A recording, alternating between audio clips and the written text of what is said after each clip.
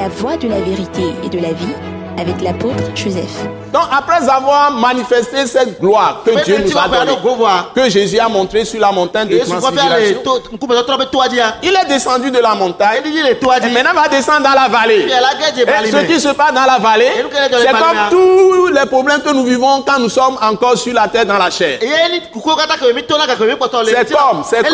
comme. Donc c'est très important. Et le texte que j'ai pris, c'est un texte très important. Donc je lis Marc chapitre 9, du verset 14 au verset 29. La Bible nous dit, lorsqu'ils furent arrivés près des disciples, ça ils sont descendus de la montagne de transfiguration, ils virent autour d'eux une grande foule et des scribes. Il y avait des scribes, les juifs qui s'attaquent souvent à Jésus-Christ, qui discutaient avec eux. Nous sommes dans Marc chapitre 9 verset 15. Dès que la foule vit Jésus, elle fut surprise et accourut pour le saluer. Nous sommes au verset 16. Marc chapitre 9 verset 16. Il leur demanda, Jésus leur demanda, sur quoi discutez-vous avec eux? Verset 17.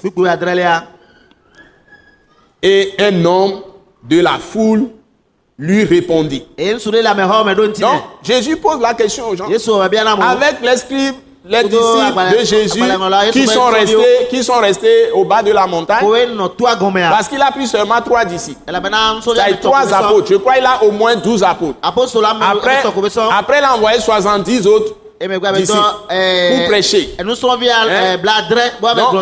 Donc ça fait au moins 82. Donc il a pris 3 pour aller sur la montagne de la transfiguration. Donc tout cela discuter avec les scribes, et un homme aussi vint avec un problème. Et il y a une grande foule maintenant qui les entoure. Donc Jésus posa la question. Un homme de la foule répondit, Maître, j'ai amené auprès de toi mon fils qui est possédé d'un esprit muet. Voilà, donc il y a un esprit méchant, mauvais qui torturait un jeune homme, un jeune garçon. Et son père l'a amené à Jésus. Et Jésus est parti sur la montagne.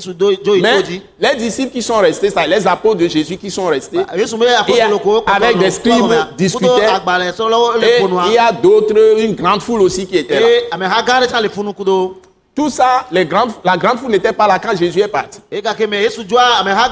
Cette discussion ne se passait pas quand Jésus est parti. Maintenant qu'il est descendu, il voit une grande foule avec une situation inouïe, imprévue, étonnante. Ouais.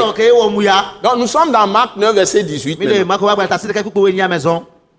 C'est le monsieur qui parle à Jésus qui est en train de parler maintenant. L'homme de la foule.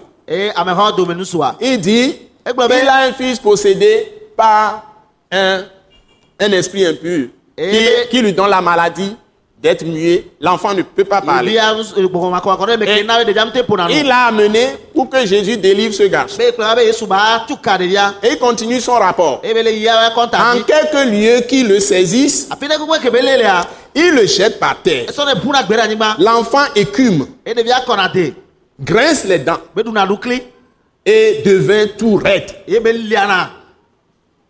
J'ai prié tes disciples de chasser l'esprit mauvais, l'esprit impur, et ils n'ont pas pu. Voilà le rapport. Jésus a enseigné tout à ses apôtres. Il les avait envoyés guérir les malades, chasser les démons, etc. Il leur a déjà donné le pouvoir. Il leur a donné le nom, son nom, d'aller en son nom. Donc dès qu'ils disent au nom de Jésus, paf, les démons doivent partir. Tous les démons, Satan même doit fuir. Et ils sont partis, ils ont exercé l'autorité. sont venus donner un rapport à Jésus. Dans Luc chapitre 9, Luc chapitre 10, Matthieu chapitre 10, même dans Marc aussi je crois. Donc, Marc 6, tout ça. Donc, et ils ont donné un bon rapport. Mais devant ce cas, ils n'ont pas pu. Et eux-mêmes ils croyaient qu'ils avaient raison. Qu'ils ne peuvent pas. C'est Jésus seul peut-être qui peut faire. Aujourd'hui, l'Église a abandonné Christ, a abandonné Jésus. L'Église a abandonné la parole même de Christ. L'Église a renié le nom de Jésus. C'est-à-dire que les gens qui sont dans l'Église ne savent plus la valeur du nom de Jésus. Ils ne savent plus la valeur du sang de Jésus. Les gens qui sont dans les églises individuellement ne savent plus la valeur du nom de Jésus. Je parle de chaque chrétien, de chaque disciple de Christ, de chaque personne qui dit que je suis chrétien. Que la personne soit dans une église catholique, ou la personne soit dans une église protestante, ou une église, je ne sais pas, évangélique, église charismatique, pentecôtiste. Les chrétiens sont devenus faibles. C'est-à-dire que même devant les démons, les gens sont en train d'aller consulter les marabouts, consulter des démoniaques, des sataniques pour résoudre leurs problèmes. Des gens importés des puissants peut-être aussi pour faire des choses. Même ils se disent chrétiens, mais ils ne savent pas la puissance du nom de Jésus, la puissance du sang de Jésus, la puissance de l'Esprit de Jésus. Je voudrais vous dire que le nom de Jésus est le même hier, aujourd'hui et éternellement.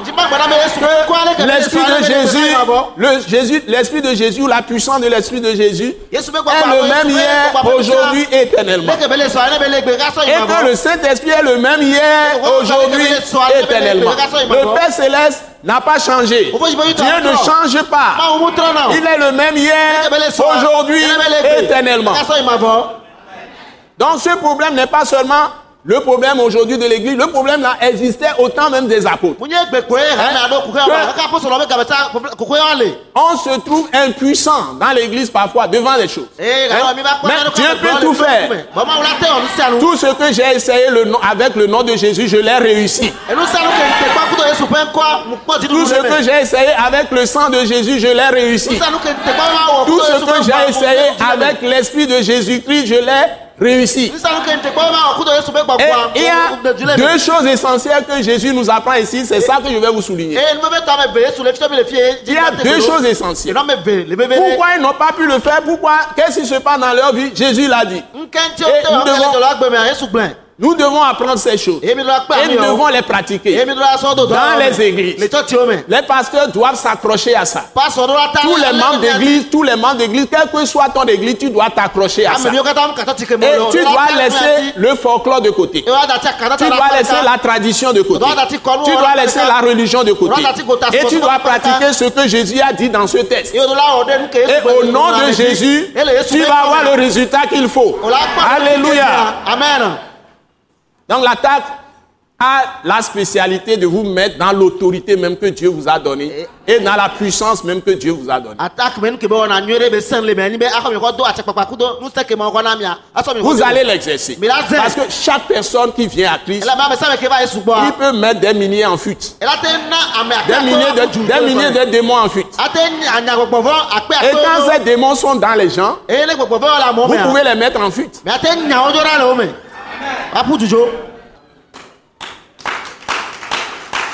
Alléluia. Amen.